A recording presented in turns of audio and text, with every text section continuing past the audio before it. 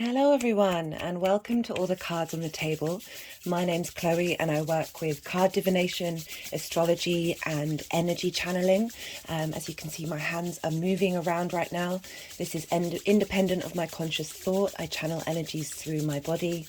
And today's video will be part 2 of the all 12 signs for the new moon in Pisces that's happening on the 20th of February 2023. I'll be doing Virgo, Leo, Cancer, Gemini, Taurus and Aries. Please do check out your rising sign. This is the first house in your natal chart. The astrology will be linked into those of you who have that sign as their rising sign, but also check out your sun, moon and any other sign that you may be interested in interacting with, because we hold all the 12 signs in our chart, and the messages that come through and the tarot that comes through may apply to that particular sign in your chart. I've done a summary of my collective reading, which I do recommend checking that out as well. But I've done a summary of it in the beginning of part 1 of this series of the all 12 signs for the Pisces new moon. And so that will give a quick little rundown of the tarot that came up and the messages that came through. And at the beginning of this reading, I would like to do a chakra cleanse and a chakra boost. And I'll be doing that with a pendulum, so it may be a bit quiet to start off with, but I really wanted to bring that into my practice and to add another little tool for us to help and integrate the energies that are about at the moment. So I'm just going to try and get into place. I have this selenite stick here where the tarot cards go, and we have this Pisces fish that I've had since I've lived in this property, and there's lots of crystals here which I'll put on my Instagram account, so do go check that out. Of the energies that's funneling into these tarot cards. So I'm just going to rest my hand on the selenite to sort of bring that energy in. And first of all, I would like to cleanse and clear the root chakra.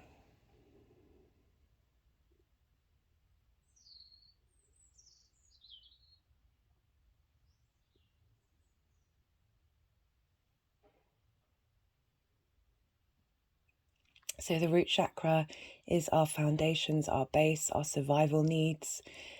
We can have a lot of blocked energy here in our root chakra. This can be over exaggerated for a lot of us. There may be issues in that area of your spine. It's one of the reasons why we tend to have a lot of lower back problems along with that in the sacral chakra. This is about wanting to clear, to get good foundations, good strength, feeling solid in this world. And I used to be, my favourite colour used to be red for most of my life. And then I did some yoga practices linked into the root chakra, and I did those every day. And after a while, I started really tapping into the colour green. So it's quite fascinating how all this works. Okay, so that's been cleared. I'd like to clear the sacral chakra now. So the sacral chakra is our creation energy. This is, it's also sexual energy, but in terms of it being a space for creation. Again, as I said, sometimes because of the lower, we might have a lot of blockages in our lower chakras that mean that the energy, the Kundalini energy flow, doesn't quite reach up into our heart or the third eye and the crown. And this is often, it's best to start off at the bottom of the chakras and work your way up to do the clearing and bring things into balance. You might find yourself being drawn to a certain colour at some point in your life, and sometimes this can be an indicator of needing to clear that particular chakra or focus on the strength of that chakra and bring that into force.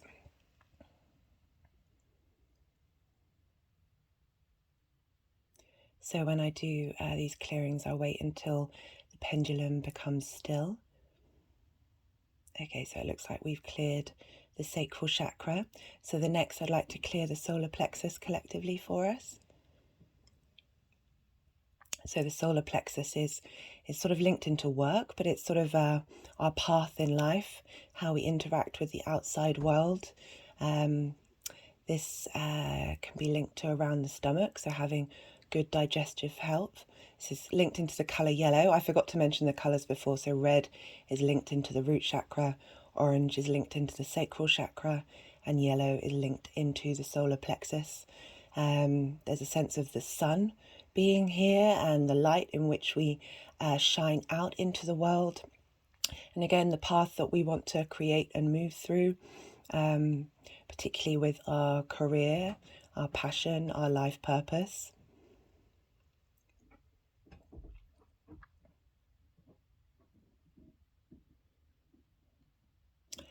Yeah, I have a friend of mine who's who started engaging with colours a lot more, and they're getting into the creative field, and they've been drawn to orange and purple, and so that's bringing in the third eye, crown chakra energy along with the creative energy.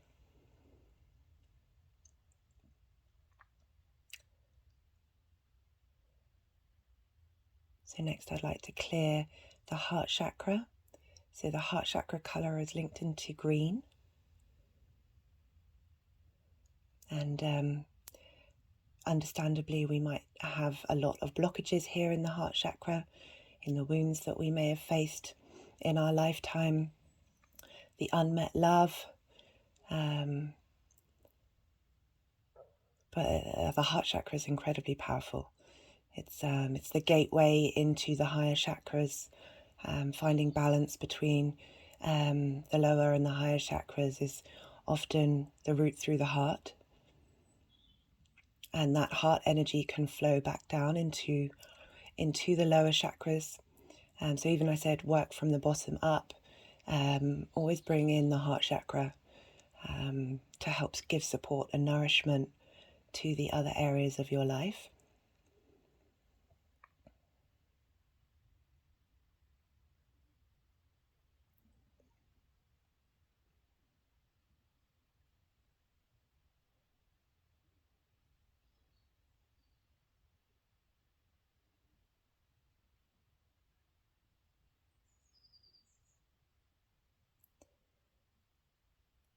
So next I'd like to clear the throat chakra.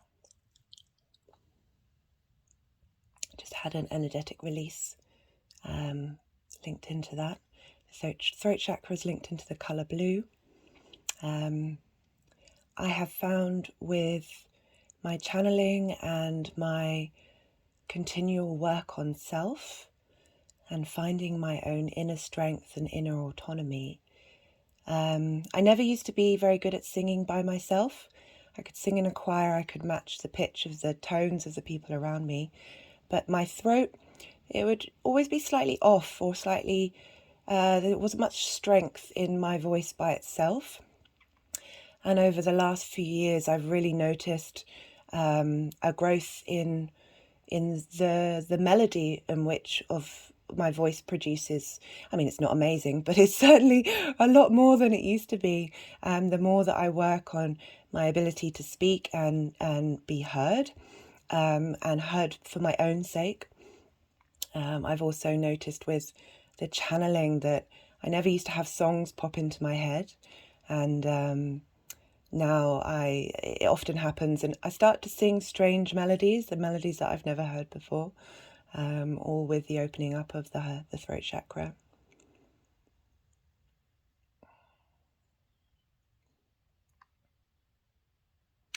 So next up, I would like to clear the third eye. So the third eye is linked into the colour indigo.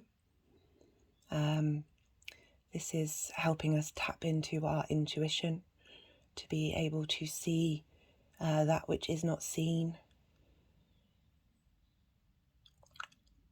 Just had an energetic release. When I say I have an energetic release, I have energy want to either leave my body through my mouth or enter it.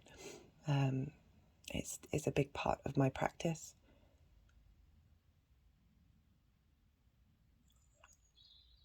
Just had another one.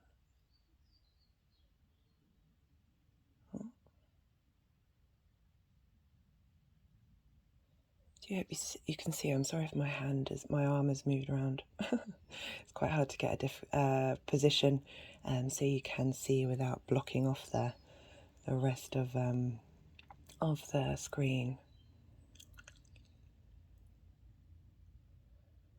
Oh, just got some intense energy in my third eye.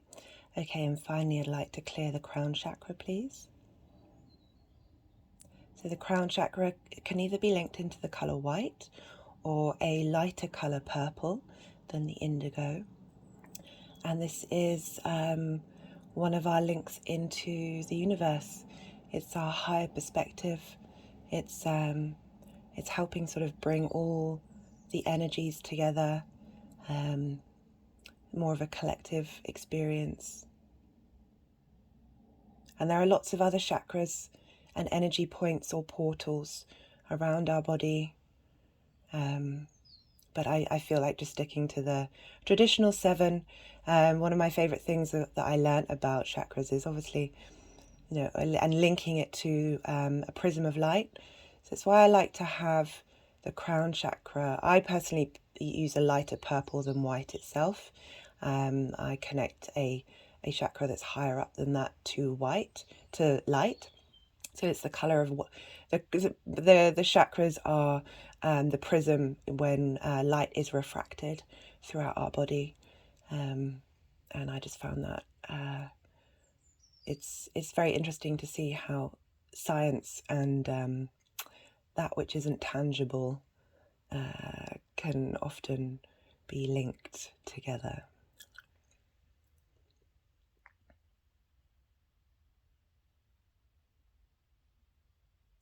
Right, so that's the chakras being cleansed. I will do a energy tune-up.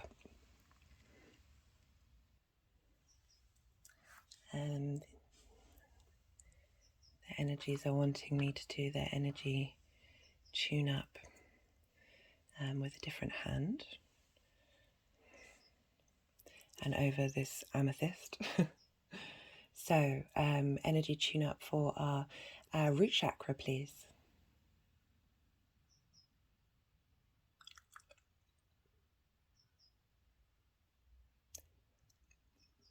So whereas we cleared blocked energy before, we're now energizing the chakras to bring about a state of vitality and connection.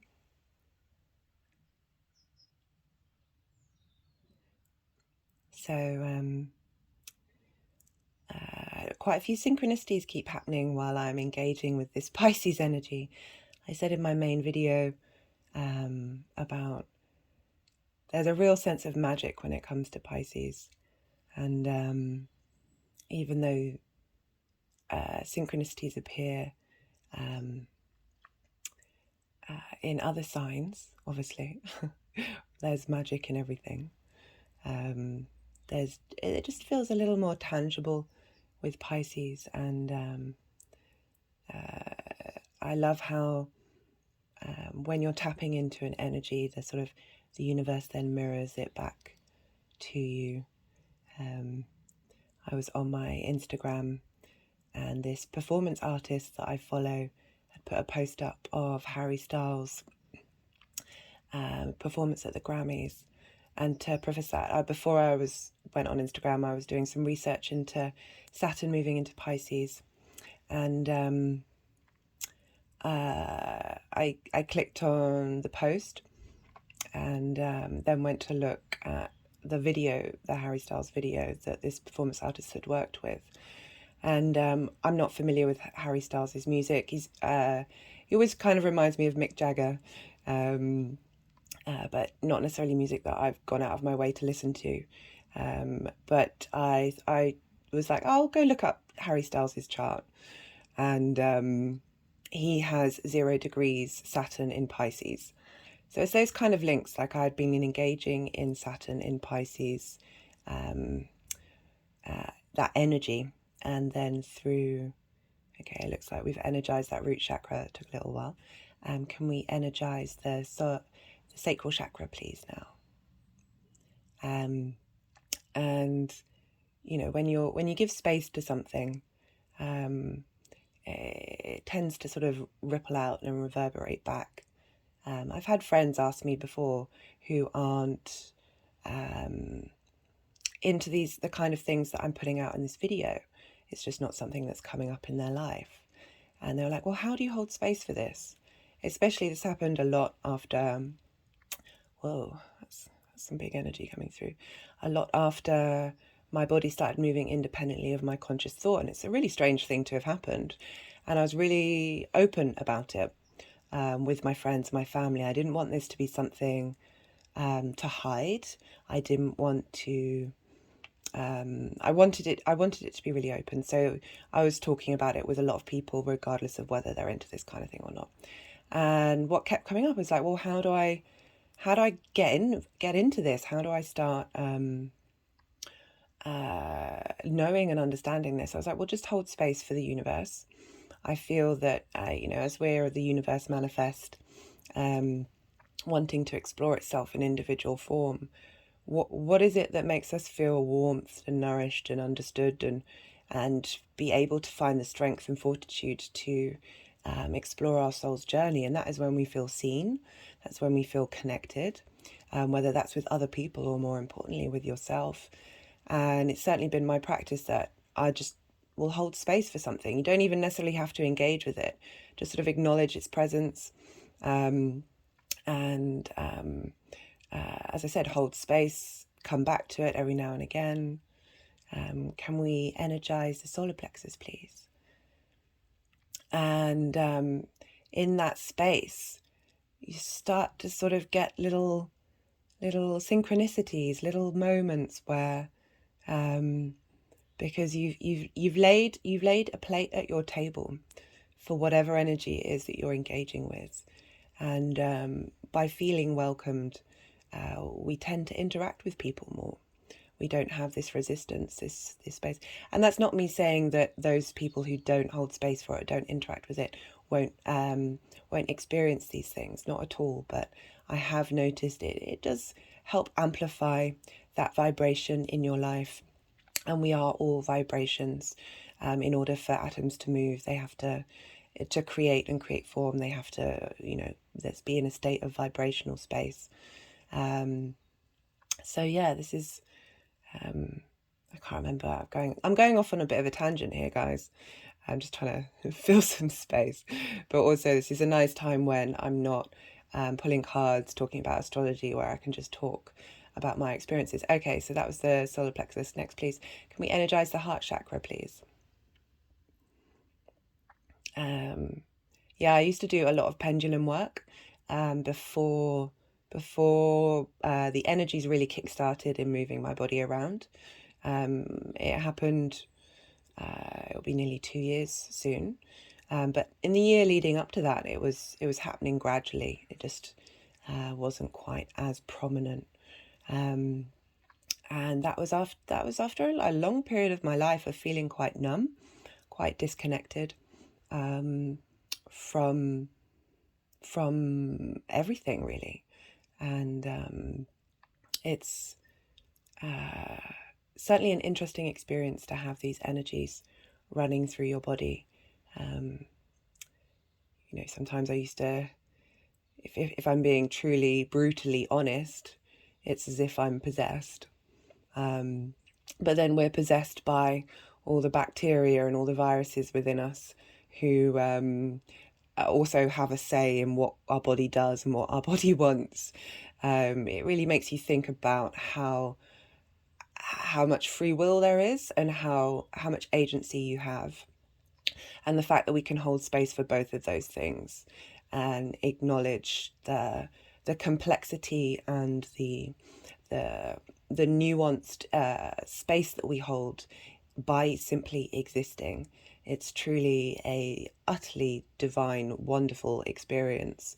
And I say divine as just in awe-inspiring, even if you don't link into God or goddess or divinity or any of these words, just by the universe existing and everything that's inside of it.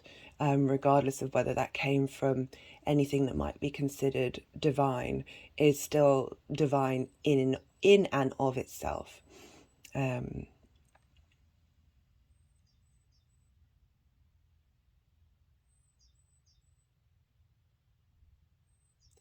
So yeah, as I said, when I started doing a lot of yoga for my root and sacral chakra, I was then really the color green, which had never really been a thing, was I needed it everywhere around me, and it really felt like a big heart opening was happening. So next up, can we energize the throat chakra, please? So today the sun is conjunct Saturn in Aquarius. This is helping us shine a light on all the work that we've done with Saturn in that sign. Saturn really is a blessing, even if it doesn't feel like it at the time. You come out the other side with what it is that you truly value, what it is that you respect, and it helps clear out that which isn't serving you, even if it can feel difficult and isolating and restricting at the time. The benefits that we've reaped during this time, especially Saturn being in its own sign, so it has a lot more dominion, but that might mean it's a little more cooler and a little more restricting than usual. And we have Saturn moving into Pisces on the 7th of March. And Pisces is ruled by Jupiter. And Jupiter is expansive. It's more of a benefic in terms of it's more easygoing. It's more the kind of things that you enjoy rather than the hard work that you've got to put in with Saturn. So we've got the tinge of Jupiter coming in with Saturn's work. So there's going to be some buoyancy. Particularly in Pisces, dealing with the water sign. There'll be some levity to Saturn's time during this space. I'll be putting out a video that will be going through what it might mean for Saturn being in Pisces, and then I'll do an all 12 signs video as well for that big shift. And then we're going to have Pluto moving into Aquarius, which I'm really excited for, to be honest.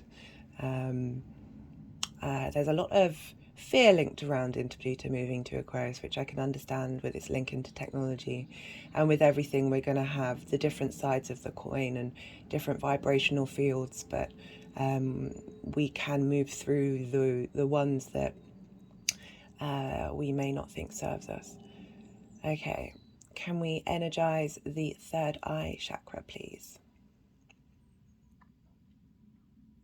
Don't know if you've noticed, but there's been a lot of differentiation in movements with the energizing, whereas with the clearing, it was, I think it was mostly moving anti-clockwise, clearing the energy out, whereas these have all been quite different, which is sort of highlighting different aspects and energies that these portals, which is, so chakra is linked into the word wheel, and can be seen as a vortex and a portal into the energetic space within you on the subtle bodies. You can do this on yourself. I think we all have this capacity to heal, and find a crystal.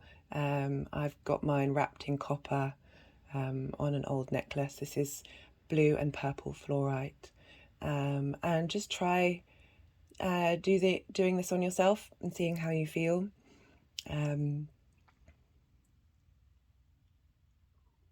We all have the capacity to be healers.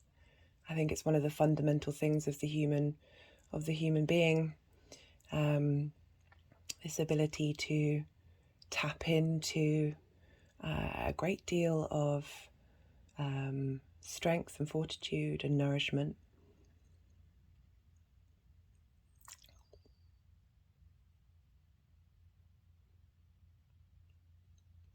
And finally, can we energize the crown chakra, please? Yeah, so I started doing pendulum work before everything kicked off. And It's I'll put a link to a book in the description box about the pendulum, which I thought was brilliant, and it's very helpful in starting your practice with the pendulum. You can sit and hold it and ask it to show you yes or no. Not that I'm asking you right now, pendulum, just keep doing what you're doing.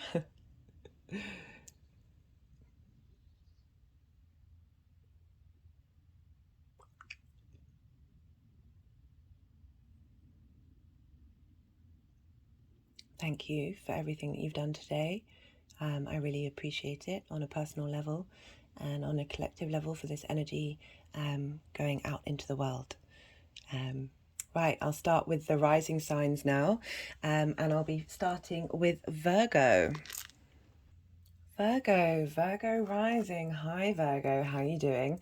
So this lunation is happening, let's see if they want that one. Yeah, they do. This lunation is happening in your 7th house, for those of you with the Virgo rising.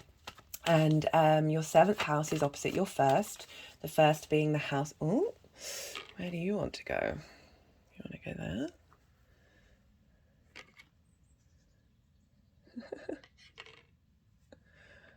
Interesting. The last recording, the cards were quite playful, and the energy's on the table. So we'll see what happens, Virgo.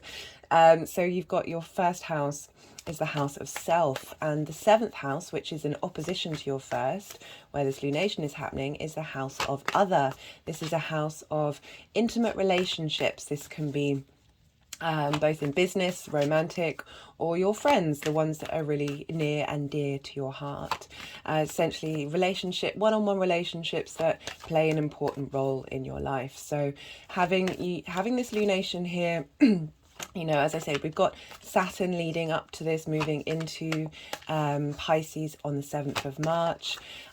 We've had Neptune in your 7th house since 2011, so it may have felt like your one-to-one relationships haven't necessarily felt very tangible, or they've been the ideas around them have been very magical and boundaryless and not quite concrete. Maybe a bit of fog has been involved in your 7th house. So this new moon, which is conjunct Saturn and just not that long before Saturn moves into that sign, is really asking you to set new intentions in this area of your life of what it is that you want, what it is that you care about in your one-to-one relationships, and how you want that to affect who you are. And so Saturn's going to be moving into that sign, and it's going to be hitting this degree where the new moon is 3 times, and Saturn's going to be bringing form and structure into this area of your life, and helping sort of, yes, you've had these fantastical ideas of perhaps of what your 7th house means to you, but you might not have been able to put them into concrete form. Saturn moving through this sign is going to give a big boost to this. It's going to help clear out relationships that don't work, relationships that don't have a good foundation. It's going to help you question what it is that you want from your relationships, and help release perhaps codependency issues with other people, or trauma linked into the way we act one-on-one with people. And so planting seeds now and cultivating that energy is really going to facilitate what it is that you get out of Saturn during this time. And there is going to be a sense of expansiveness, because Pisces is ruled by Jupiter. And speaking of which, so we look to where Jupiter is at the time of this lunation, and Jupiter is in Aries, which is in your 8th house. 8th house is other people's resources, the outside world resources. This can be time, money, things. This can be cosmic resources. It's also linked into inheritance. It's a place of give and take.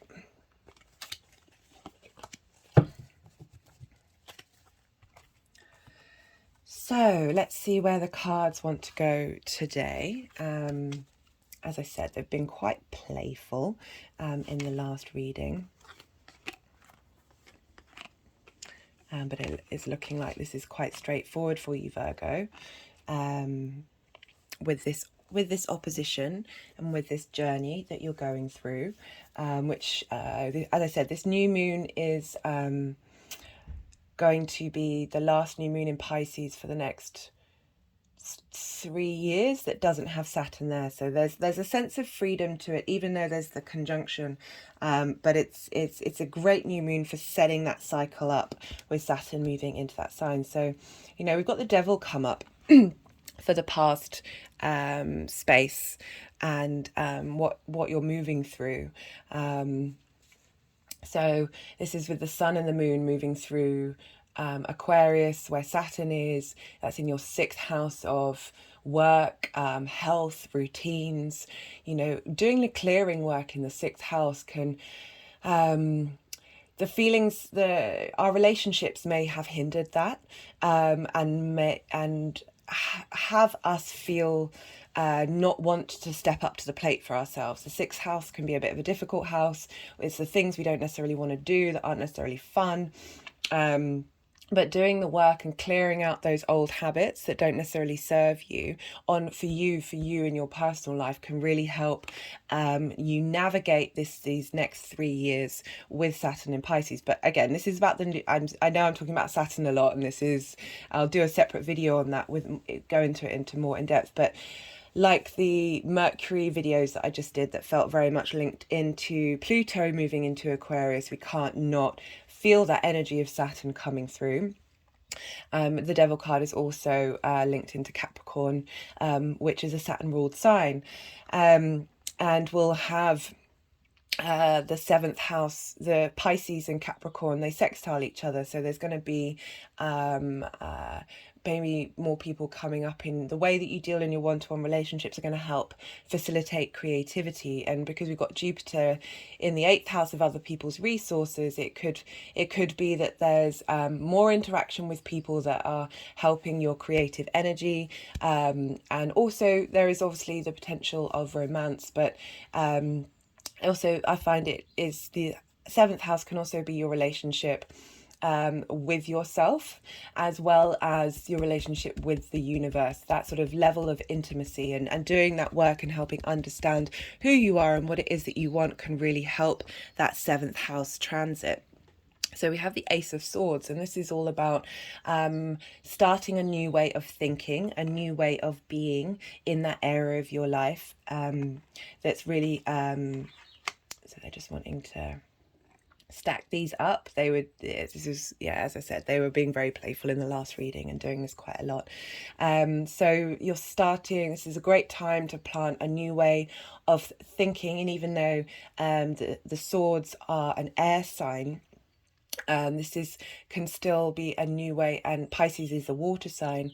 This can be being able to have a new way of thinking that helps you be at peace with the way that you connect to it emotionally. And we've got, as the energy's manifesting, we've got the 6 of Wands. Now this is traditionally known as the victory card. This is about having a real drive of passion that has meant that you've gone out and you've conquered something, and you're coming back to celebrate and be celebrated. So it could be that in your relationships, your one-to-one relationships, whether that be business, work, or friendship, that there is this future growth. And I said in my other video that I feel like this lunation, there's a longevity to it. There's a legacy element to this, that these may not manifest over the time, the immediate future, but there's a definite longevity to the work that's being done now, setting everything moving forward. So there's a real sense of being celebrated in your relationships for who you are and what you've achieved. Just had an energetic release with that. So I'm going to pull a card from the First Light Tarot, from the Numerology deck, to see if there's either a clarification card or an overall theme for this new moon for you. And yeah, oh, yep. Relationship change, how very appropriate for a 7th house trajectory lunation. That's wonderful. That's really lovely. So I'm going to now pull a follow-up card with the First Light Tarot. Again, see whether we get further clarification on the message that wants to come through. Although this reading seems pretty. Oh, that's everything. I'm going to start that one again. I'll start again. See if that card. So we've got the Star card, which is the Aquarius card. We've got potential, success, happy endings, promising beginnings. This is all about, the Star card's all about deep emotional healing, and really getting to, in the traditional Rider-Waite, the figure isn't wearing any clothes, and I always link that into not having any masks anymore, feeling free enough to do that, and it's a real sense of vulnerability when it's linked into that, into letting all your guards down. Just had an energetic release with that one. But that's a very beautiful, lovely, positive spread for you there, Virgo. I really hope that helps, and be well until we meet again. Leo rising. How are you doing, Leo? So for those of you who have Leo rising, this lunation is happening in your 8th house. This house traditionally can be a bit of an uncomfortable house. It's where your first house can't quite see it in aspect, and by aspect I mean either a sextile, conjunction, square, trine, or opposition. So this is what's called an inconjunct house, where the energies of your 1st and the 8th, they don't have a lot in common. So it's about finding different perspectives and working together from different spaces. But traditionally, the 8th house is the house of the outside world's resources. This can be time, money, things. This can also be cosmic. It's linked into inheritance, which can, as I said, be 3D or cosmic inheritance. There's definitely a sense of getting into the mysteries of things with the 8th house. This is about, so this can be linked into contracts where it's mortgage. It's basically dealing with not just a one-to-one individual in a contract. That would be more your 7th house, but this is sort of with the big outside world of the resources, the flow in which resources go in and out in your 8th house. So we have the sign of Pisces here, and this is a great time to set new intentions of how you engage with your time, energy, and money with the outside world. What sort of engagement you want back from the outside world. It can also traditionally be linked into death, but we don't read that because it happens once in a lifetime. On a personal level, but it's also a space for transformation. It's understanding the importance of how to engage in the outside world can really shift in terms of who you are. It's opposite your 2nd house of. Do they want this one? Let's see. Yeah.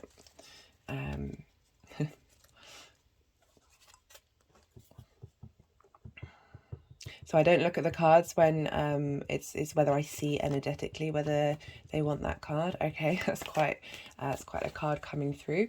Let's see what the other cards come through. So there's with Saturn moving in there, it's going to give a sense of form to okay, a sense of form. Interesting, I was talking about, this is not the Death card, but this in the 10 of Swords in reverse is, I link it into resurrection.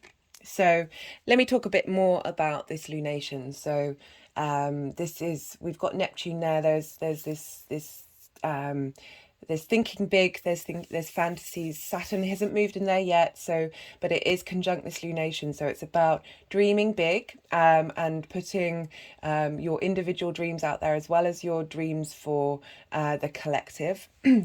Particularly in the 8th house, I feel like this might be of benefit to the collective. Well, all the houses really.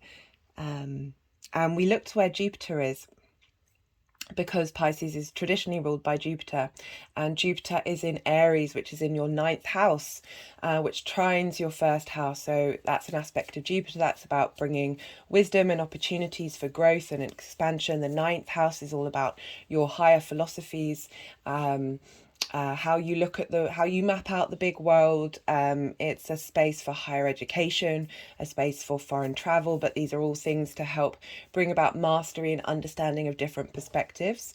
So the energies of the 9th house is going to be funneling into your 8th, and for this lunation. So it's about applying your big picture ideas of the world and how you want that. It's traditionally the house of the gods, and this is about connecting to your bigger picture idea of things and wanting that to infuse into your interactions with the outside world and the resources that are given. I'm just going to see where these want to go.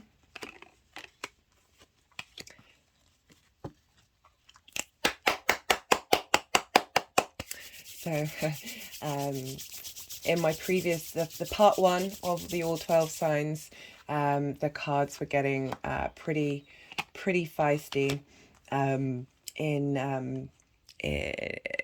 how and what they're doing. I've noticed over the last couple of videos of the all 12 signs that the energies have been getting more more akin to how they are with me when I do it on a personal level. So we have the 10 of Swords in reverse, and if you can see, excuse me, it's funny, this has come up as I've just done the chakra cleansing. So you see these swords are all along this person's spine. In the upright position, this is feeling betrayed, feeling immobilized to the point that your world, your mental state, everything has just been stabbing you in the back and taking you out. So the point where you feel as if you are dead. But an interesting is coming out in the 8th house. So I see the reverse is resurrection, because the swords will fall out, and that these pains that you may have gone through, these blockages in your spine, in that kundalini energy where our chakras are, that these have you've been working through this trauma, and there is now a release, and when these swords fall out, the energy can flow clearer. It may have felt that, so the lead up to this is everything in Aquarius, that having Saturn move through your 7th has been helping you clear out your relationship traumas, and so often they are the ones that block a lot of our chakra work. And the work that you've been doing in that area of your life, with Saturn moving through there, has got you to a space of being able to resurrect who you think you are. And what's so interesting about that is the next card is the Queen of Swords. So the Queen of Swords has gone through some stuff.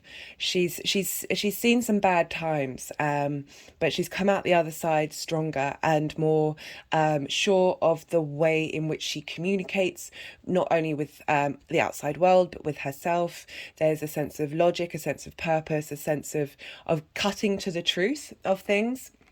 And with the Queen of Swords, that's great energy coming through, following the 10 of Swords. There's real strength and real power with that Queen of Swords, but it's acknowledging the journey that you've been on. Having more maybe there's more of an exchange of ideas happening in the 8th house coming through with this space, but it's really asking you to be truthful with yourself in what it is that the intentions that you're putting out into the world, what it is that you truly need, and what it is that you think from that space. But the Queen, there is a sense of authority, there's a sense of command here, that is sort of setting up that journey, with Saturn moving through there, of being able to walk your own talk in the outside world, having a sense of command, of clarity of thought, of communication, with the outside world. Because the next card that we have is the Guru. This could be Saturn moving through Pisces, or it could also be linked into Jupiter. There's the Guru. I like this is traditionally the Hierophant, but I like that it's the Guru because it's asking you to be your own guru, and talk your talk and walk your walk.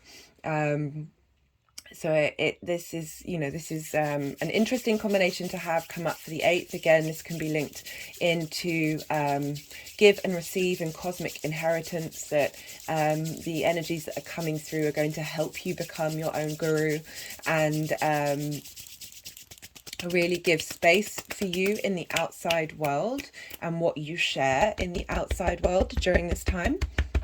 As I said, this sort of new moon is setting up the 2.5-3 year transit of Saturn coming through.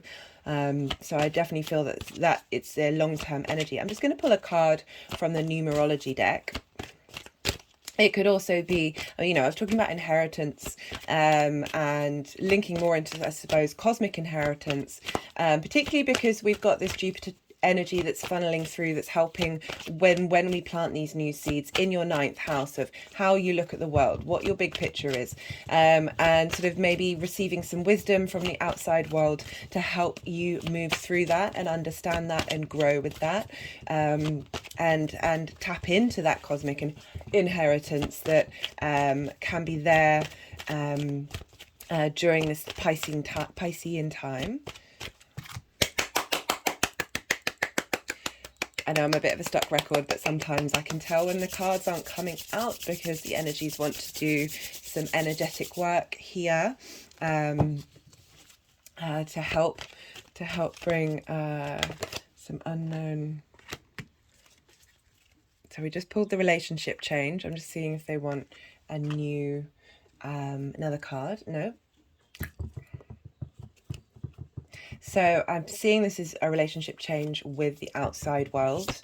Again, perhaps you felt betrayed or stuck, or limited, lots of trauma getting in the way of your relationship with the outside world, and that is being shifted and changed, as I said, as we've got that Saturn moving through, we've got that new lunation.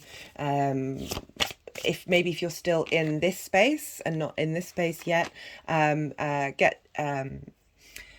meditate during this new moon on asking for change if it doesn't seem like it's apparent, and of how you operate in the big outside world, and what you may receive from it in terms of nourishment and support, ideas, and wisdom. Oh, let's keep going.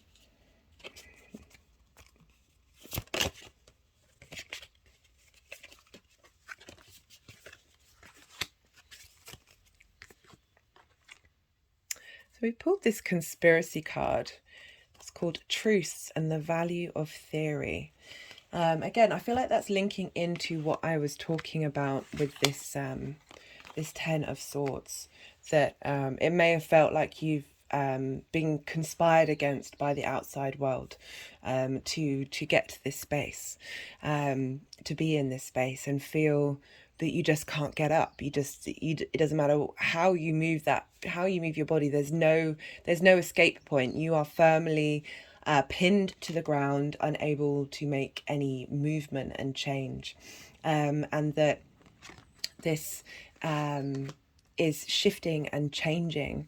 But I also like the value that it says truth and the value of theory, with linking into, well, all these cards really, of the Queen of Swords and the Guru, of really working on understanding. Anything can be, I can't remember what the definition of conspiracy was.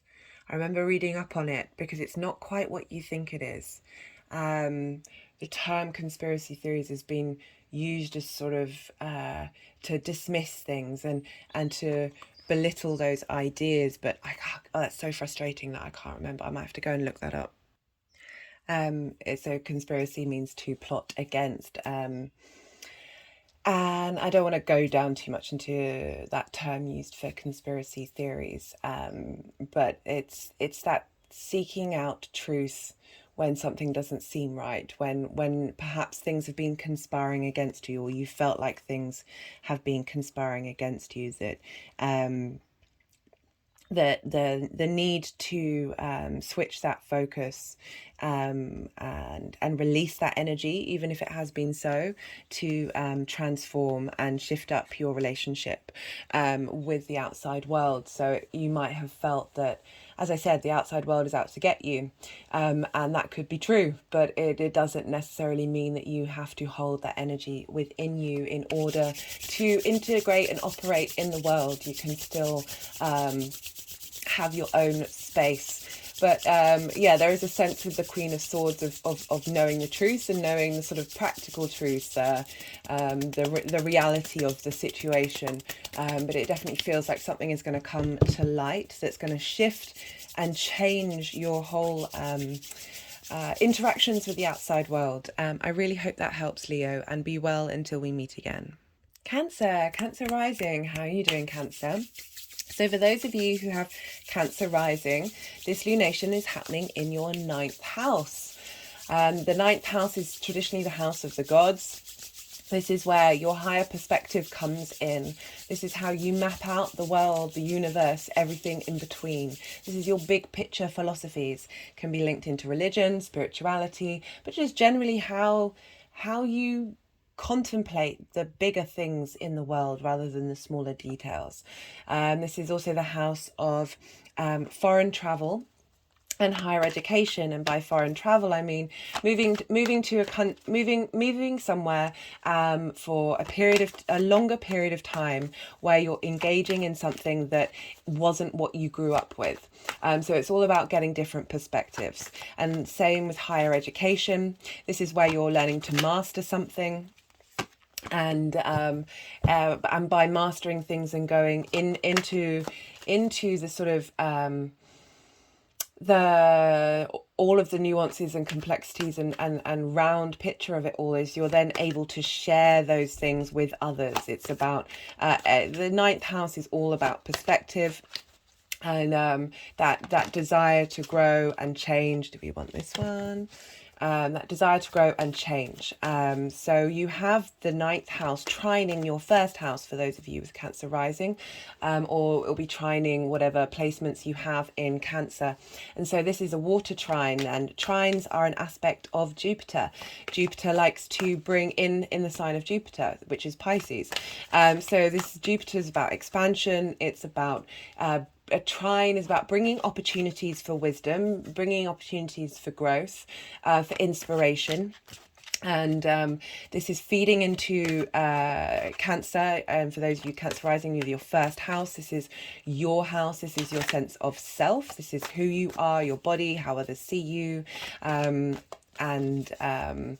So we've got this energy. They're both water signs. They're both able to share resources very easily.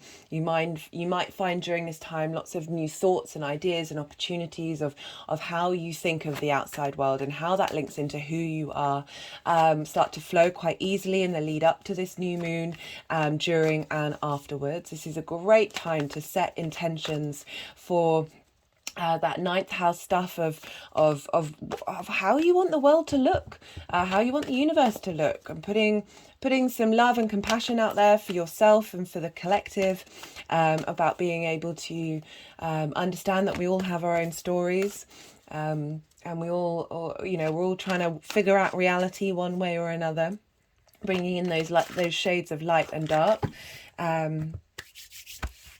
And so we look to Jupiter, where Jupiter is, because Pisces is a Jupiter-ruled sign. And Jupiter is in your 10th house in Aries. And the 10th house is your life purpose, it's your career, it's how the big outside world sees you. So Jupiter moving through this sign is helping bring opportunities and wisdom into understanding of what you want your life purpose to be, how you want to level up your career, how you want to be in the outside, how you want the outside world to see you. So this energy is funneling into your 9th house. So this 10th house energy of life purpose is funneling into this place where you figure out your philosophies, you figure out how you want the big outside world to be. And you can really plant some really magical seeds here before Saturn moves into your 9th house. Which is going to help bring some sort of order and structure to those areas of your life that I talked about. This is a great time before Saturn moves in there to set those new seeds, really contemplate and meditate about what it is that you want to be manifested into the world. What sort of philosophies do you want to bring in? How do you want to change how you view the world, and therefore how you walk in it? Because we have this 10th house aspect, and the 10th house squares your first house. So whereas we have a trine to oh, do you want both of these?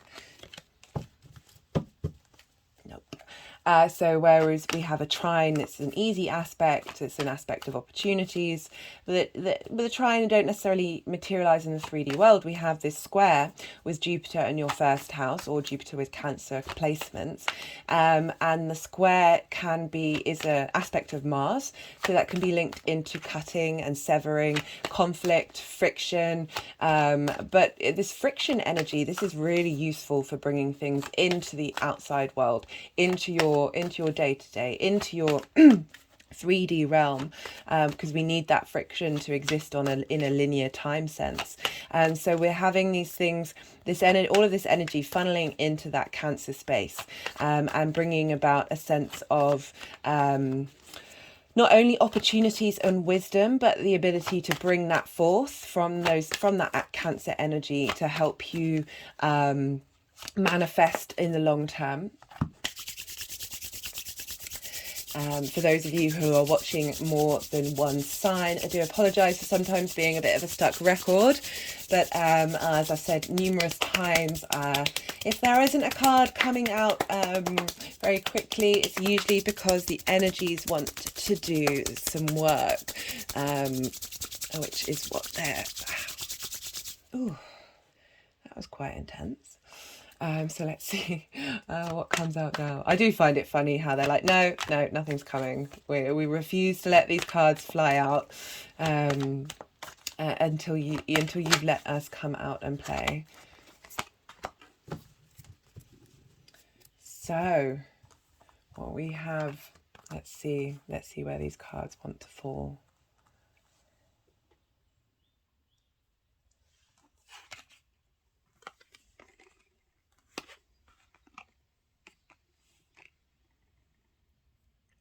Sometimes they've wanted to move them all around, and it's the reason why I'm being still and a bit quiet, because sometimes when I'm channeling the energies, I find it hard to speak or think. So this looks like this is where they want the cards to be. Sometimes they've turned the cards upside down and moved them around. So I'm just sort of waiting a long enough period of time to get the hint that they're done and moving them around. So Cancer, this is a lovely set of cards that are coming through. Don't be scared by the Eight of Swords. The Eight of Swords, if you can see, she's blindfolded and she's tied up, but she's not tied up. Her binds aren't very tight, and the Eight of Swords is all about thinking that you're surrounded by these swords, that there's no way out. And it's interesting that the moon is here as well, this sense of illusion that you cannot escape, because all the figure needs to do is, it's a very similar theme to the moon card, which also deals with illusion, and we've also got this trickle of water here, of feeling quite unconnected to your emotional and intuitive space. And again, the moon as well, that this is the past energy. So this is what you've been moving through. This space of the way to get out of the 8 is to, rather than be in this space of not doing and feeling that you're trapped and you're surrounded and overwhelmed, which is an experience we all feel, that by moving just a little bit, those bonds, the bonds that are wrapped around her would fall to the floor, and she would be able to move. And it's about then removing that blindfold and then being able to see that there is always a way out of a situation. We just have to try. Someone who's for a great deal of her life felt paralyzed by anxiety, amongst other things, I was given a wonderful piece of wisdom and it seems so simple: just try, just do it, just try, just get up, go, do it now. Don't think, don't plan, don't feel like this isn't the moment I want to do this now. Because when we're in this space of feeling that we're trapped and feeling that we're all alone and surrounded by daggers, that energy just gets in a feedback loop, and our minds are addicts. And they're addicted to the hormones we produce from the emotions that we feel. So our minds will tell us things that will help get the hormone that they're addicted to. And the easiest hormones to get are cortisol and adrenaline. And they're both very useful hormones, but when we have those flooding our systems, so many studies, we can't think, we can't do, we're trapped, we're paralyzed, we're small. But meanwhile, our brain is like, woohoo, I just got my fix. So it's about being incredibly present, not worrying about the past, not thinking about the future, being present and just getting up and doing, just making that small movement in order for that bonds to fall away, and for that woman to then walk along the path of the water and follow the intuition. Because what I love is what's coming up is the moon card, and this was in reverse, which I think is perfect for you, Cancer. This is the Pisces card. You're a fellow water sign, but the moon is rules Cancer. So I feel there's a deep connection between the Piscean and Cancer energy. That this moon is asking you to go inward at this time, is asking you to bring this deep sense. You see this water in reverse, it's trickling into the moon. It's helping you tap into that vast wealth of intuition that you have within you. Really sit with that, the magic that comes through, and allow yourself this deep state of sensitivity and imagination. Give yourself some space to relax during this. As a water sign, you're getting a lot of water energy. I always suggest with the water element, if there's an overload of water, is to ground yourself, is to get out in nature, hold a crystal, do some breath work, but really try and connect to something solid, and connect to something that will, as I say, help ground you while you're tapping into this intuitive space. This is a great time to tap into your dreams, your visions, receiving insights. For those of you with Cancer rising, this is linking into your 9th house. This is helping you think more creatively, more imaginatively about your big picture ideas of the world, about your higher philosophies, about how you want to travel worlds and travel dimensions during this time.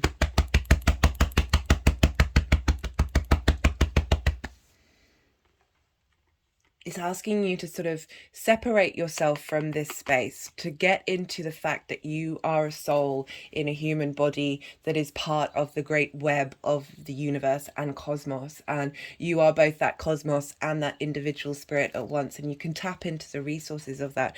And what I love about this coming up afterwards is the Hermit.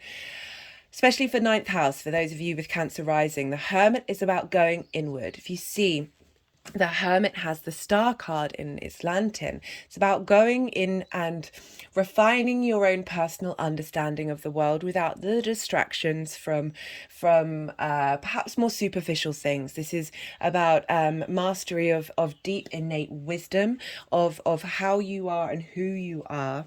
And interestingly, you know, this is the card of Virgo, which is opposite Pisces. So we've got the Pisces card and the Virgo card coming up. That's quite, I remember, I think the Scorpio reading, the Pisces reading were quite intense. You're all water signs, so there's a flow, there's a flow coming through with you. That this is about thinking things over, revisiting, refining, but going into the cave, going into the mountain. And but that wisdom that you're learning during this time, you're going to be able to then share it with people, and not only sharing it with other people, but sharing it with yourself. And I love this combination of that finding that balance between that Pisces energy and that Virgo energy. So with the Cancer rising, you've got Virgo in your third house of your day to day. And I'm liking that these energies are funneling in, but it's great that we're clearing out this Eight of Swords. I mean, obviously, we never get rid of these energies. I've found in my practice that they can still be there. They're just perhaps not as loud, and they may be saying different things in order to try and get a different response from you. But that each cycle and each movement you work through, that there is a release point. But what I want to say is, you know, we've had Neptune in Pisces for some time now, this sense of this magical, this mystical, it's but an illusion, but reality is an illusion. So, you know, you don't just blame Neptune for that acknowledging the illusion of existence, and that within that, as well as it not being an illusion and being very real, you know, with that Virgo energy of having to contemplate those things and work on those things, that you know, finding space for that duality can really help strengthen who you are and how you operate in the world. So I'm just going to pull a card from the Numerology deck to see, you know, sometimes it's a clarification card, sometimes it's a general message. See what wants to come through.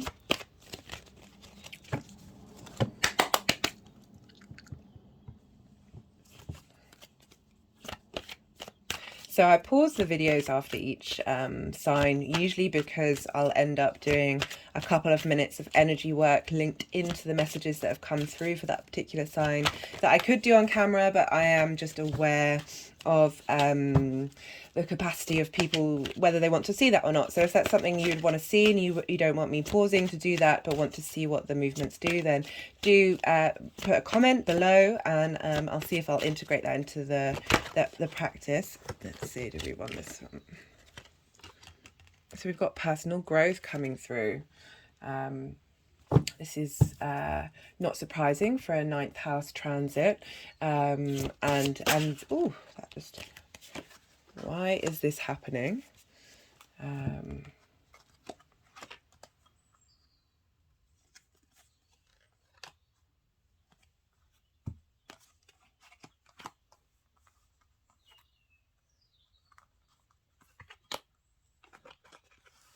don't know if you can see all of this.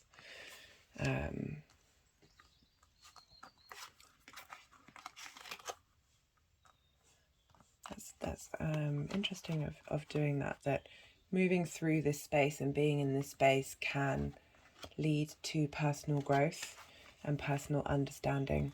I try not to shame any energy, everything, all the experiences that I go through from my personal practice, the good, the bad and the ugly, trying not to shame any of it, because when we shame things, we repress things, and they just want to be seen. And the more that we just hold space, the more those energies can then integrate with the greater whole of helping you facilitate your soul's journey. That's certainly my personal experience. Anyway, Cancer, I really hope that helped. That was a lovely reading. I really enjoyed doing that one. and be well until we meet again. Gemini rising. How are you doing, Gemini? So for those of you with Gemini rising, this new lunation is happening in your 10th house. Your 10th house is the house of life purpose, it's career, it's how the big outside world sees you. And so this is a great time to set new intentions of either leveling up where you're at, or if we all sometimes struggle of knowing what it is that we truly want and how we truly want to walk in the world. This is a great time for setting intentions for that to shift and change. We're going to have Saturn moving into this sign, giving you some form and structure to that area of your life. And this new moon is a great time to preempt that before Saturn, even though it's conjunct this lunation, it's not in the same sign yet.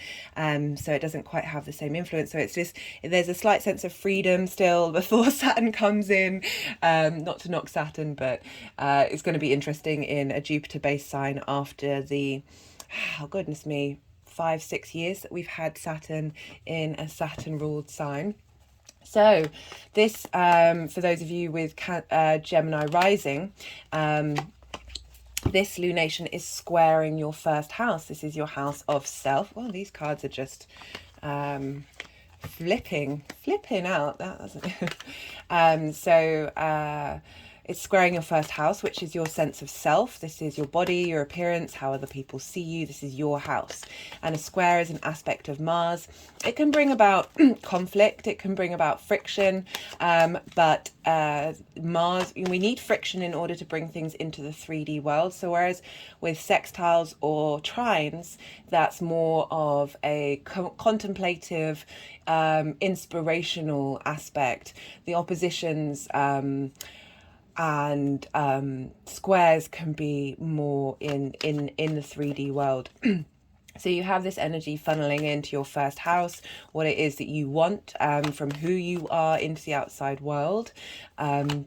This is a great time, as I said, Saturn's moving in there, so this is a really great time to really think about that area of your life, and how you want that to be, not only for yourself but for the collective. Like I said in my big collective reading, we had I suggested that whatever intentions we set, they are not only for ourselves but for the big outside world.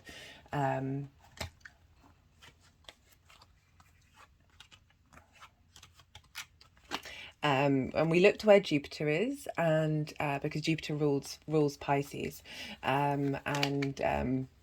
we so the I do apologize, I'm a bit of a broken record because I say this pretty much every sign. I should just say at the beginning, and the cards have been pretty the energies have really wanted to sort of come out and play a lot more recently in the last couple of videos that I've done for the all 12 signs, and the part 1 was pretty something, and this one they're certainly being a bit more feisty. So I'll wait until they've calmed down before I read the cards, but just off the top of my head from this combination, there's some lovely change coming. It's a great time to tap into your imagination. But I was talking about Jupiter, because Jupiter rules Pisces traditionally, and Jupiter is currently in Aries in your 11th house. This is your house of hopes and dreams. This is friends, groups, alliances.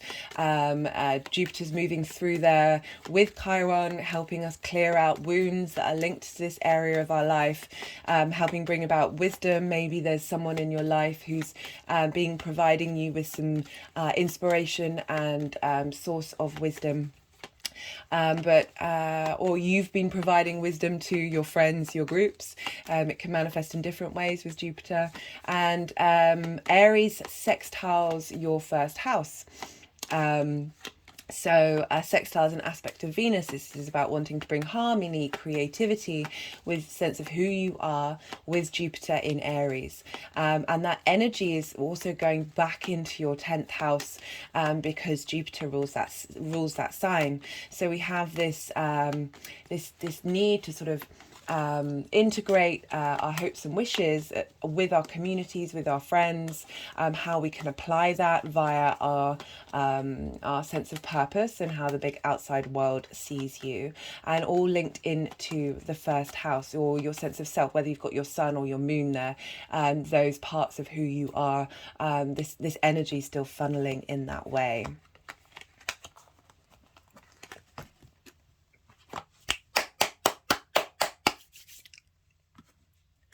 Okay, let's so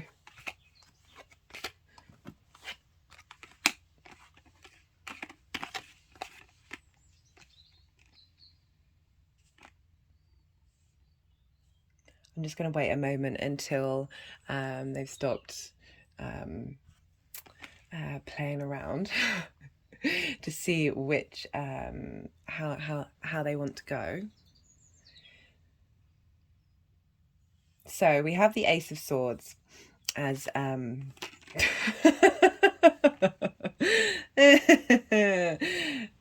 brilliant.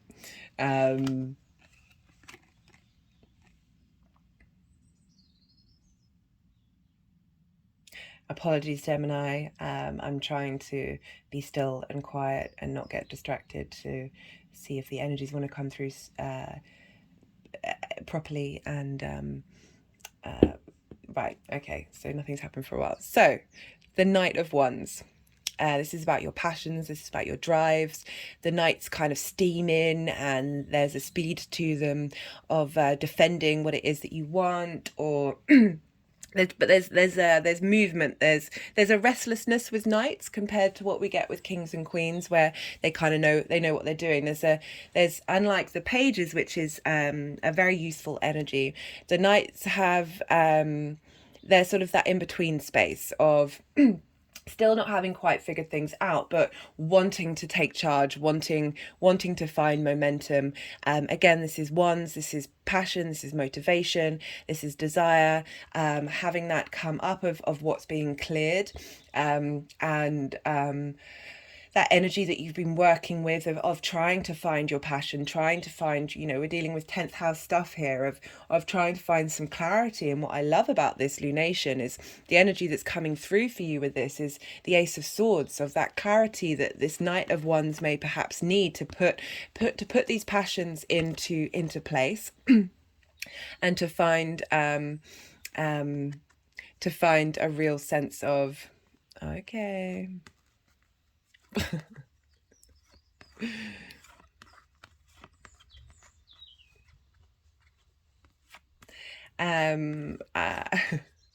So we've got this Ace of Swords, which is a new way of thinking, which is a new way of tackling things, a new way of being able to operate, calling for a new start in terms of giving yourself some mental clarity. And then we've got the Page of Cups following that. It's sort of like the integration of these energies. And with the Page, it's along with the Fool, it's one of the most sort of youthful energies of the deck. And it's all about imagination. So we have here, you see this figure, there's a fish in the cup, and this is linked into imagination. And you see how out of all the pages, the Page of Cups is the most positive and happy. And this is about a new heralding in a new energetic way of engaging with what inspires you, what brings you imagination, creativity. And in your 10th house, this is a great space for this to be. Really either, as I said, solidifying where you've already been going and leveling up on that way, or giving you a new idea of how you want to change that area of your life and how you want to manifest that. It feels like there's some calmness coming after the Knight of Wands, with the stillness of the Ace of Swords, the new beginning of thinking, and this ability to sort of smile. With the Page of Cups, there's a determination with the Knights that the pages don't quite have. They're pretty chill. There's a sense of starting on a new journey.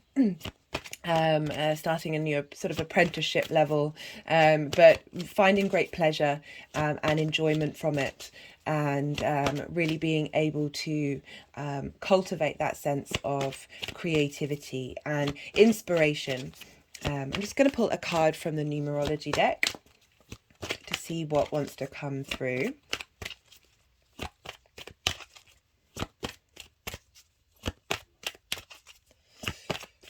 I feel like with Saturn having moved through Aquarius, which is an air sign, and it's in your 9th house, because even though this is just for the new moon, there's definitely linked into Saturn's energy coming through that it's really helped you sort of understand your personal philosophies and giving you a sense of clarity to that area of your life that you can then, whatever you've learned and grown from with Saturn moving through that part of your chart, that you're then able to then apply that into your career. And even though I said sort of apprenticeships when it comes to the Page of Cups, it doesn't necessarily mean not tackling something that you're not already perhaps familiar with. It may be something that you've been enjoying as a hobby that you're now wanting to sort of solidify and turn into a practice.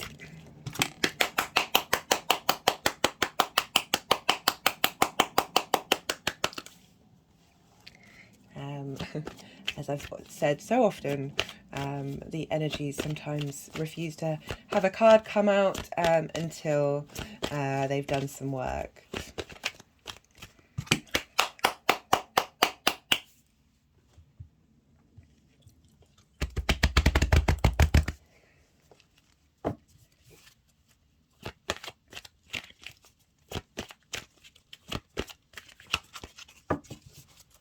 But for those of you with Gemini, Sun or Moon, do go check your chart and see where Pisces and Aries fall up.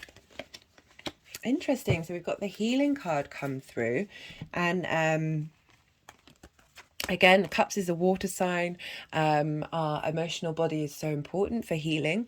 As we're dealing with the 10th house here, it feels like perhaps maybe you're tapping into a healing modality that you want to practice and study, and coming up with new ideas of how to look at that and how to understand that.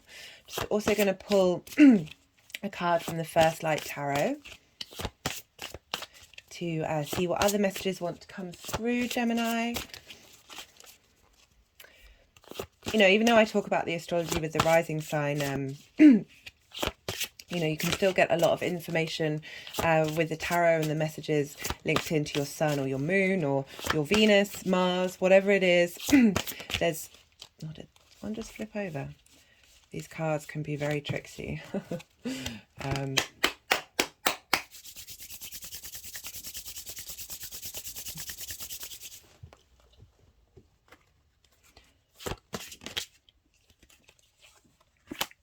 We've got the first step.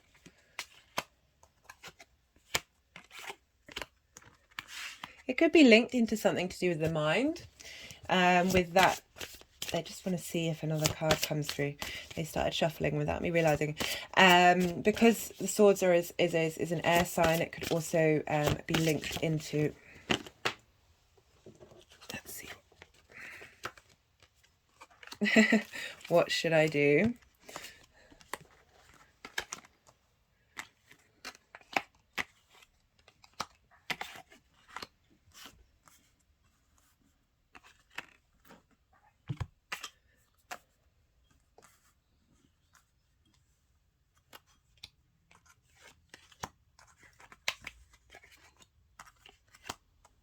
I hope you can see this, Gemini.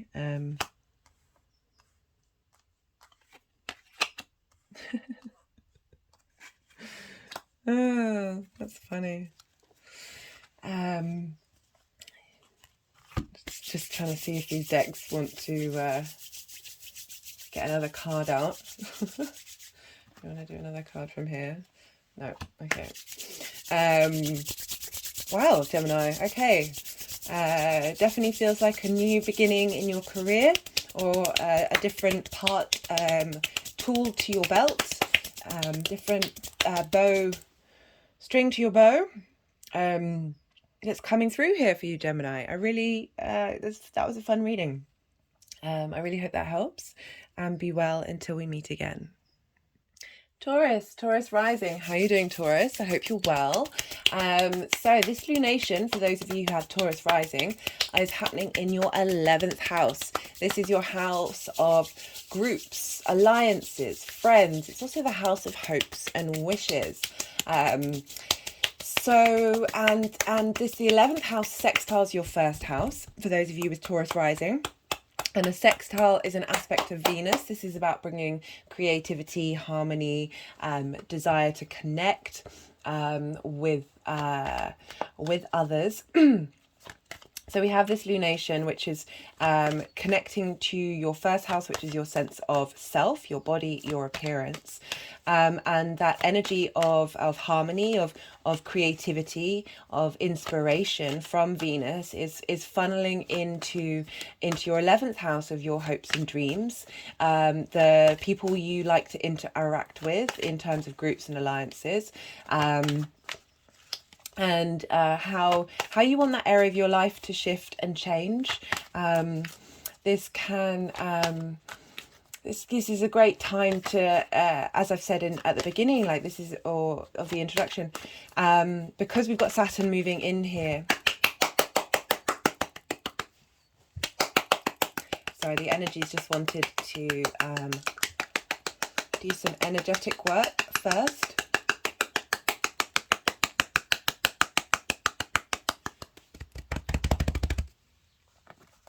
Before any of the cards were going to come out. So because we've got Saturn moving into this house, this sign, this sign, it's so funny when I'm talking about Saturn. So the World card is Saturn, is a Saturn card. There's going to be a big shift and change on the 7th of March for the next 2.5-3 years. This is a great new moon because the new moon is conjunct Saturn, even though Saturn's still in Aquarius. This is a great time to plant those seeds, contemplate what it is and how you interact with the Saturn energy. I'll be doing a video on Saturn moving into Pisces. The way of looking at it is there's restrictions, there's boundaries. It's helping you walk with integrity. I talk about Saturn. What videos would be good? Any of the Aquarius videos recently, I talk a lot about Saturn. If you're not sure what that energy meant for you, and how that feels, go check those out, and then sort of think about how that may apply to your 11th house. What groups are important to you genuinely? What groups or friends have good foundations? And if they don't have good foundations, then it's likely that Saturn's going to clear the path, so those fall away. May feel difficult at the time. But it's all for the long-term good of really clearing house, and helping bring in what it is that you're truly integral with. The same with your hopes and wishes. You know, it's making you take a long, hard look at what it is that you really care about, how to take responsibility for that area of your life. So this is a great new moon to set seeds of big wishes, big hopes, big dreams, big fantasies. Neptune and Venus will be in Pisces during this new moon, so it's really asking to think big and think creatively, and not necessarily place any limitations on it, but at the same time hold space for really being truthful about what is important to you in this space.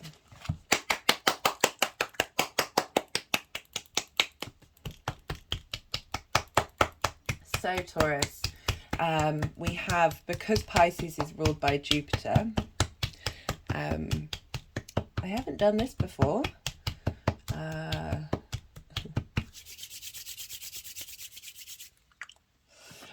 So because Pisces is ruled by Jupiter, we look to where Jupiter is during this lunation, and Jupiter is moving through your 12th house. Your 12th house is your hidden house. This is the place traditionally called the house of self-undoing. This is the house of mysteries. The reason why it's the house of self-undoing, because it's the concepts of who you are. It's the things that may be private to you or hidden from you, or intimate to you, but you can't quite integrate them with the rest of who you are. 12th house transits can be linked into grief and isolation, because you tend to be spending more time contemplating how you think about yourself. And this is like the deep internal parts of who you are, rather than say the 9th house, which is about the sort of big picture world view, universe view. This is very much linked into the hidden part of you. And Jupiter moving through this house can help bring about wisdom and understanding and integration with that 12th house energy. The more we do 12th house work, the more we integrate, the more we can sort of resurrect ourselves as a more integrated whole. So that influence of Jupiter, especially with Chiron there, so really digging up past wounds. So the influence of that is being poured into your 11th house, perhaps helping reveal hidden parts of you, hidden wounds that may have affected how you make wishes, how you set yourself goals, how you may limit yourself. Also might feed into what it is that you really want from your friends, what it is that you really want from the groups and the alliances that you make in your life. So they're quite determined to do a bit of energy work for you, Taurus. I'm not surprised, because you've got eclipses coming up for those of you, whether you've got sun, moon or rising, you've got eclipses. But for those of you who have Taurus rising, these are happening with angular houses. 1st, 4th, 7th and 10th have big energy houses. So all the fixed signs out there, but especially Scorpio and Taurus, when we've got the nodes, so we have eclipses in those signs, you get hit the heaviest. So it's interesting that we have this sextile between Pisces and Taurus, that's while Uranus is moving through there, that you've got that quick change. A lot of quick changes happening, but being facilitated with this new moon in Pisces. So as I said, it's the sextile. It's the sextile energy of wanting to bring about harmony and support from and connection. I like that. I've always liked the sextiles to the 11th house. It seems these cards really aren't really playing ball. Do we want that card? Do we want that? We do want that card. Okay. Sometimes I just have to be a bit more relaxed in how the cards are coming out. Right, so I'm just going to see where these cards want to go. The energies have been pretty feisty. So I'm just going to see what's happening with how these cards want to be and what they want to do.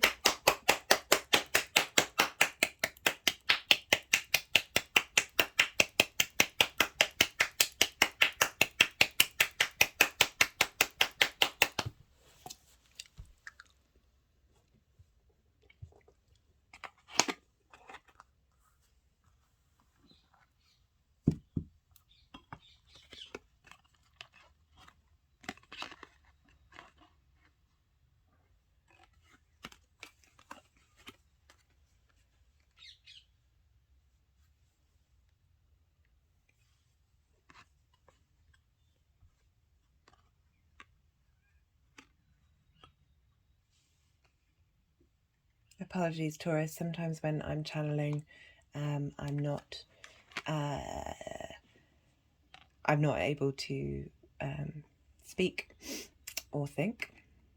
I'm just trying to tap into really sensing in my body where it is that these want to go and be. I'm just going to leave it a little while to see if they want to move these around again. So you've got 2 major arcana just straight off the bat, which implies a big shift and change. I'm not surprised for you, Taurus, with Uranus going through your sign, especially with the Tower. Even though that's Mars's card, I really do feel like sometimes that is Uranus as well, because the Tower tends to knock down that something out of our control that gets knocked down, but it's usually to clear a path. I see Uranus as the path clearer, the chain breaker, but it doesn't really care about the fallout, just knowing that what's been done needed to be done. And with Uranus in Taurus, I wouldn't be surprised if you've been feeling that, and if something may have happened to feel that everything that you have known has fallen apart and needs to be rebuilt. But the cards that follow these, I'll just hold that up. It's such a lovely depiction of the Tower with the mermaids there, sort of the sense of Atlantis, the lost city of Atlantis being underwater, and so many civilizations being underwater that we're not aware of, but things still get rebuilt, and it doesn't stop civilization in its tracks. You aren't stopped. It is not the end of the road, the Tower. It's a whole new beginning. It's just a bit shakier. As I said, you've had those eclipses, so what may have come to pass with the new beginnings and endings with those eclipse cycle may not have come up yet, but with the Tower in the past energy, it feels like you've definitely been moving through that energy and working through that. And what I love that what follows is we've got the World card. Again, I said this is traditionally Saturn's card. This is about having gone through some stuff, that you're now in a space of relief. The World card, it's very much, it's a yes card. It's a positive card. It very rare. I don't think it has a negative connotations towards it. And predating the Rider-Waite deck, traditionally, the World card would be a hermaphrodite figure in the middle, i.e. holding both genders. It's very much a tenet of mine of understanding that we hold those energies within us, as well as the neutral, the fluid, and being able to mingle and intermingle between those, as well as them being separate. The World card is about knowing yourself, and having gone through this journey, this Tower journey, you are more solid on this earth. Saturn is linked into restrictions and boundaries, but also time and really walking your talk and knowing your integrity. So this is a positive card. That's the difference between these two is really lovely to see that this is the energy coming through with this new moon, but also linked into your 11th house of the world is now your oyster. You're now open to the experience of the world, to groups, alliances, your hopes and wishes for the world and for your place in it. And I like that we've got the Page of Pentacles coming through. This is also linked into moving through that Jupiter moving and Chiron moving through Aries, that 12th house transit stuff that's going on for you. Because the other side, we've got the Page of Pentacles. This is vitality. The pages are one of the most useful cards in the deck, along with the Fool. This is about bringing in a new sense of the material. Pentacles are the earth element. This can be linked into work. This could be linked into just going about your day to day in a tangible sense. This is bringing about vitality, holding a new way of being in the material world, and having that sort of spring in your step that the pages bring. It may mean that new opportunities are coming up. In your groups, in your alliances, or with the hopes and the wishes that you're setting your intentions with during this new moon. Apologies. I'm just going to pull a card from the Numerology deck. Sometimes it's a clarification card, sometimes it's a general message for this lunation, and see what comes through.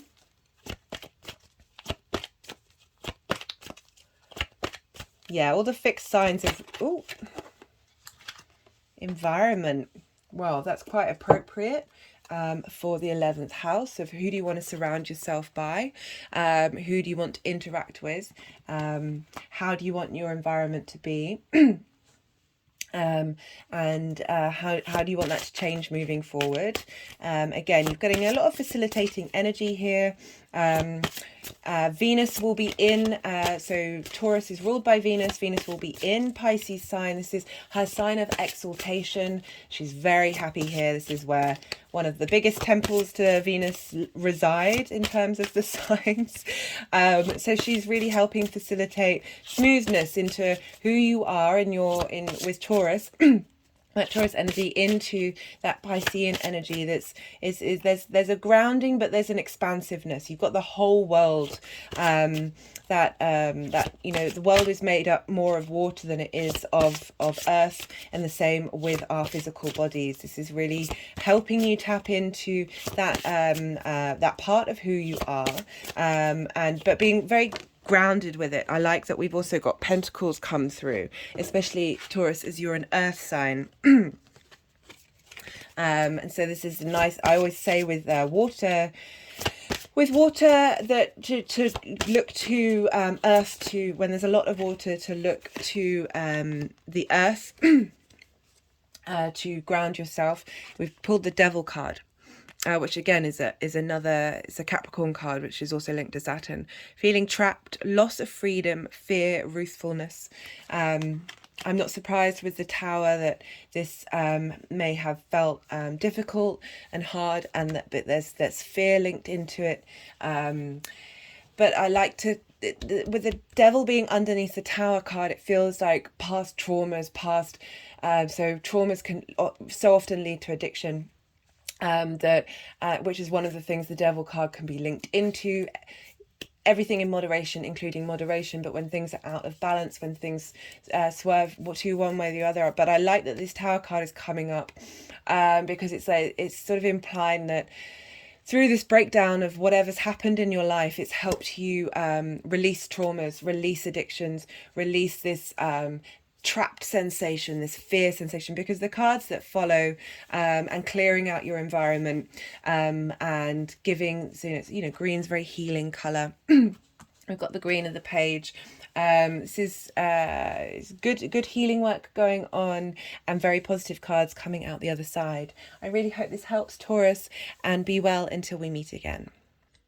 Aries rising. How are you doing, Aries? So this lunation in Pisces is happening for Aries rising. This is happening in your 12th house.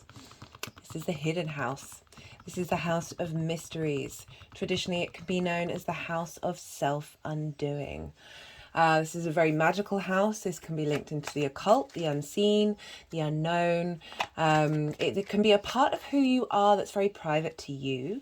It can be a part of who you are that you understand, but you can't necessarily integrate with the other parts of yourself, or you may not share with others. It can also be a part of you that you find very difficult to connect with and don't necessarily understand. It's a house of contemplation. It's a house of isolation and potential grief.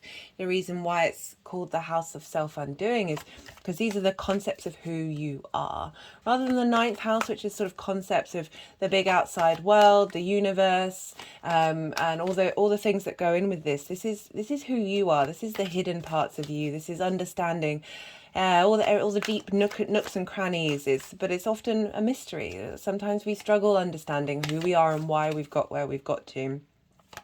And when we spend time in the 12th house and look deep within and really truly try and understand, the reason that grief can come up is because you're grieving an old version of yourself. Even though you're happy to move forward, you want to integrate, move forward, there's still that element of of grief. That can be a place where you may feel inclined to do more meditation work, or just sit and contemplate a bit more. This is why it can be linked into isolation. You'll have Saturn move in there in March the 7th, and Saturn is the 12th house is Saturn's favorite house to be in. So I wouldn't worry. I'll talk more about that in my my big videos about Saturn moving into Pisces. But this is For me, during my 12th house perfection year, this is when my body fully started channeling that I was aware of. So as I said, there's lots of different elements of the 12th house. It's a really important house to work through things here, because the more that we integrate, the more we can start that new cycle again, from 12 back to 1 as a new person.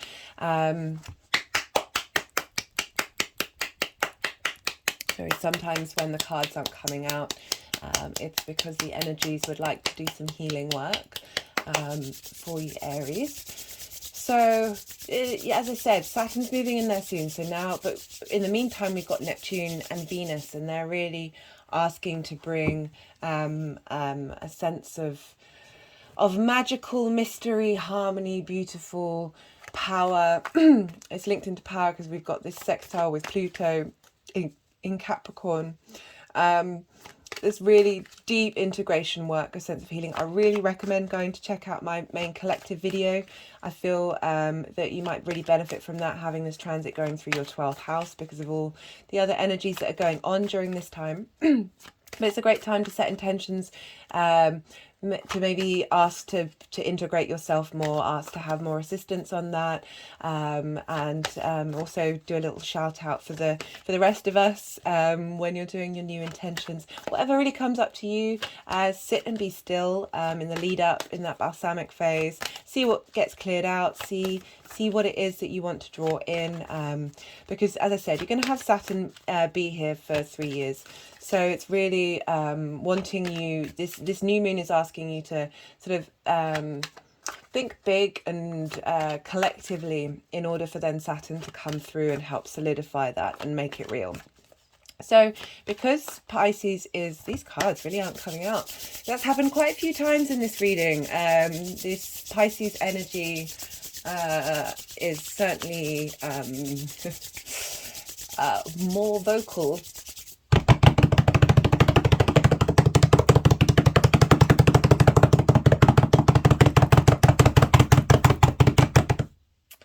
So where was I? I was talking about Jupiter, because Jupiter rules Pisces.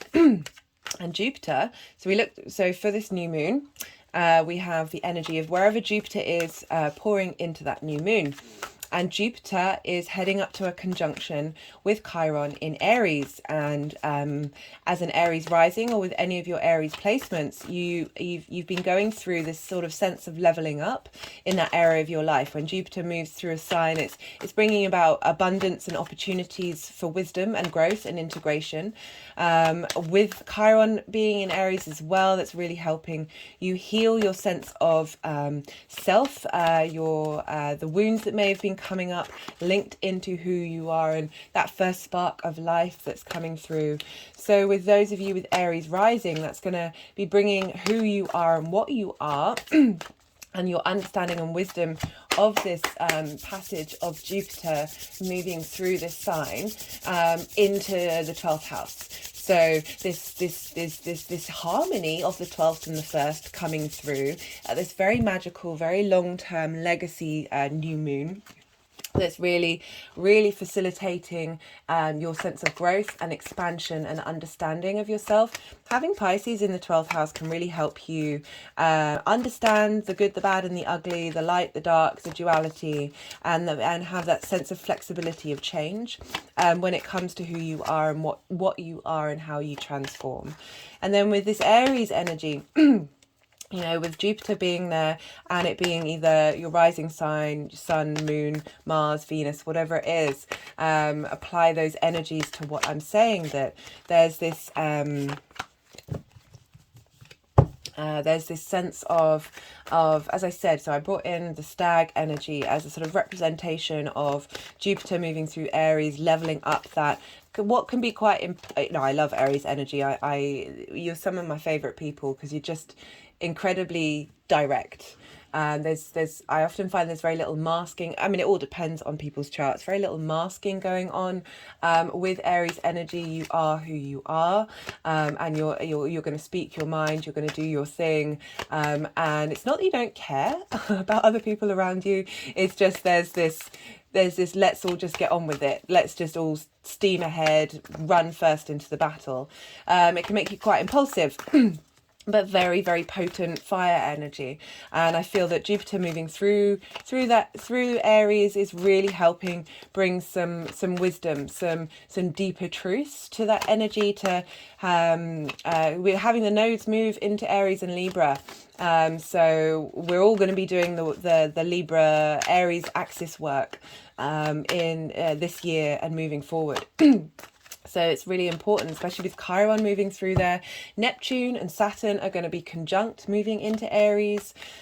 Oh, when is that? That's going to be, I think it's 2027. I think so.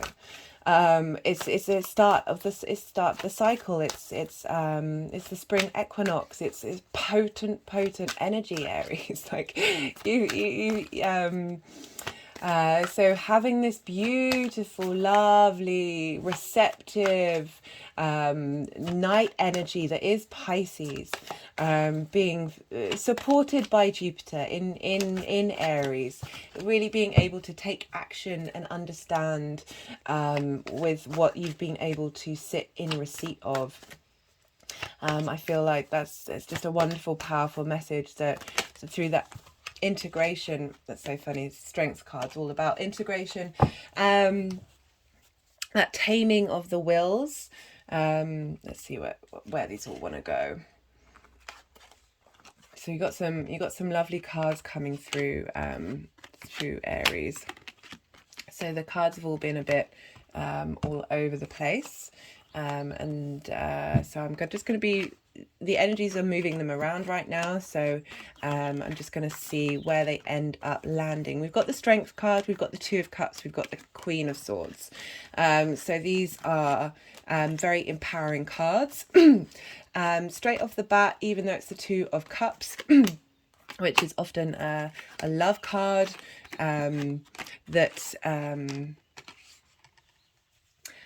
because of the houses that are involved, the 12th and the 2nd, although for those of you who are Aries Sun or Aries Moon or whatever, and these energies are coming up in houses that link into these things, then do read it in that way. But I'm seeing the Two of Cups as union with yourself. This is merging together of the first house of self and the 12th house of mysteries, of that which is hidden from you. This ability to understand. We've got two merging cards here. So the Strength card, sorry if I'm all over the place.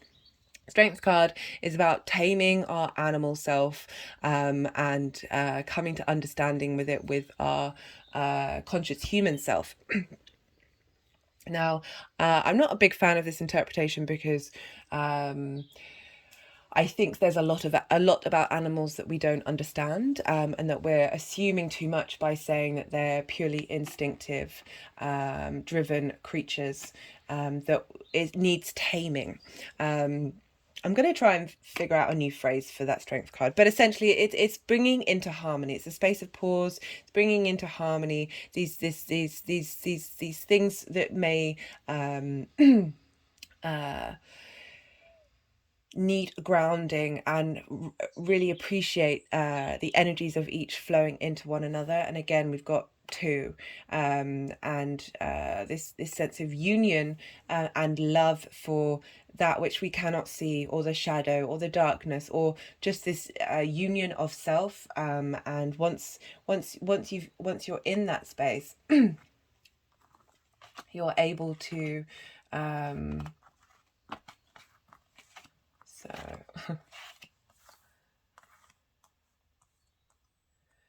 God, they do like to be funny.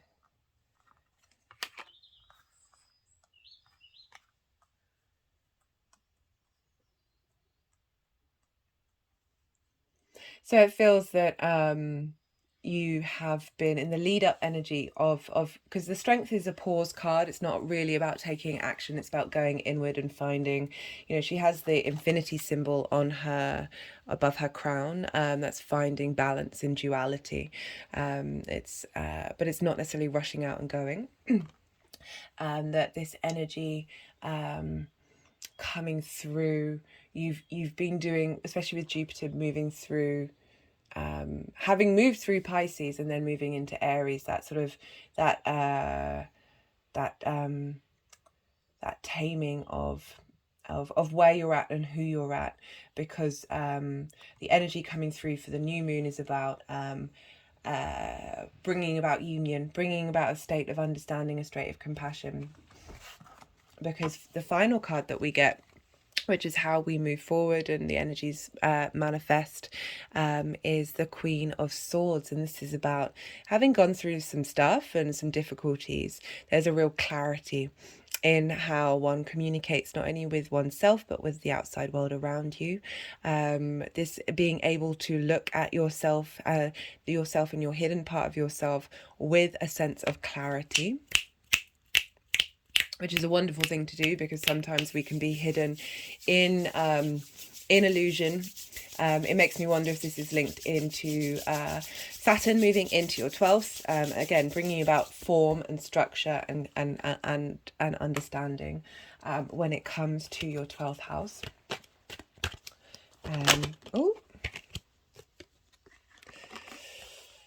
So I feel like this is definitely the 12th house energy coming through, and that